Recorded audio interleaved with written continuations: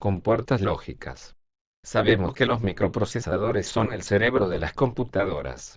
Así como los microcontroladores son el cerebro de un sistema como Arduino. El manejo de esta información se hace mediante transistores, diodos y otros dispositivos electrónicos. Estos se dividen en las llamadas familias lógicas.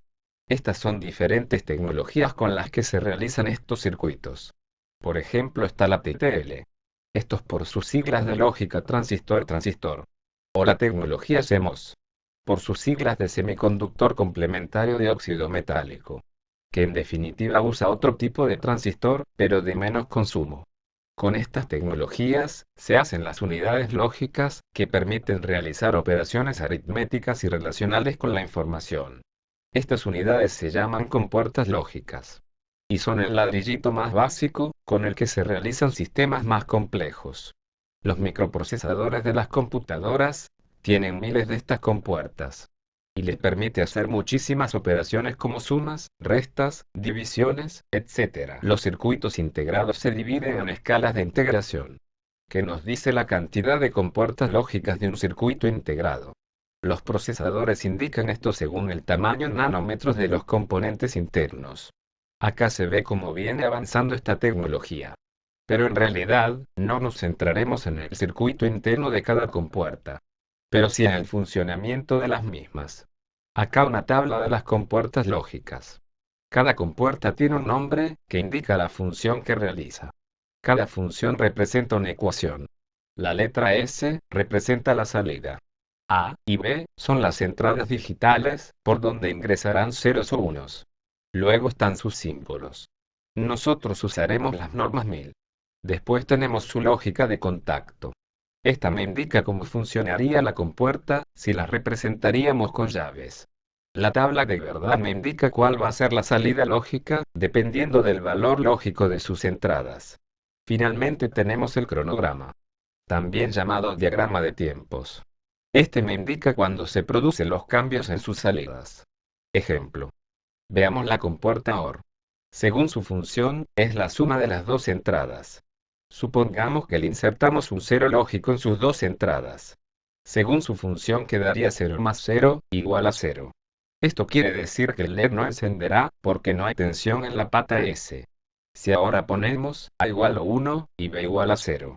Veremos que por su fórmula, la salida S, se pondrá en 1 y encenderá el LED.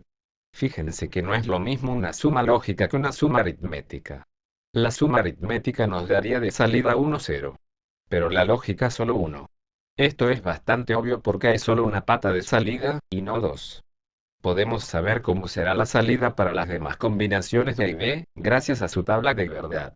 Si reemplazamos las compuertas por llaves, tal como lo indica su diagrama de contactos, veremos que funciona de la misma manera.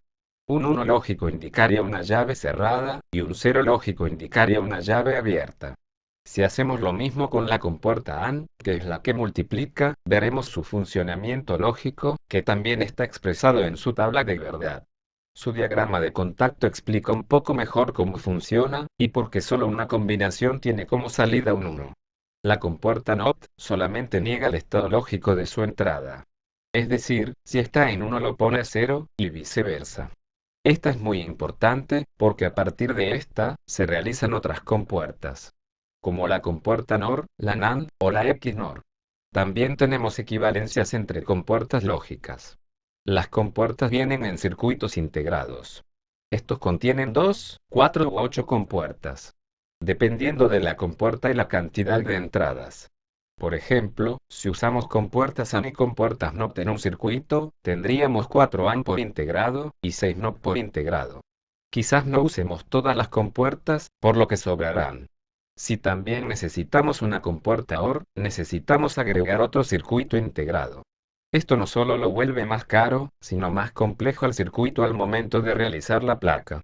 La solución es crear una compuerta OR, usando las compuertas AND y la NOT que ya teníamos y no usamos. Podemos notar que los integrados reales que contienen las compuertas, no solo tienen las entradas y salidas de las compuertas, sino que también tienen los terminales de alimentación. VCC corresponde a 5 volts, y GND corresponde a masa. También pueden encontrarlos con otros nombres.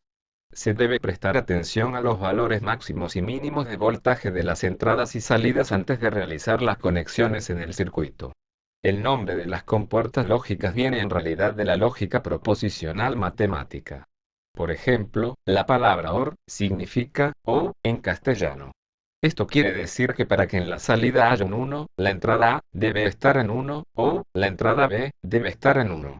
Es decir que con que una, o la otra, esté en 1, es suficiente para que la salida esté en 1.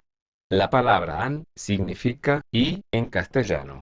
Esto quiere decir que, para que la salida esté en 1, la entrada A y la entrada B deben estar en 1.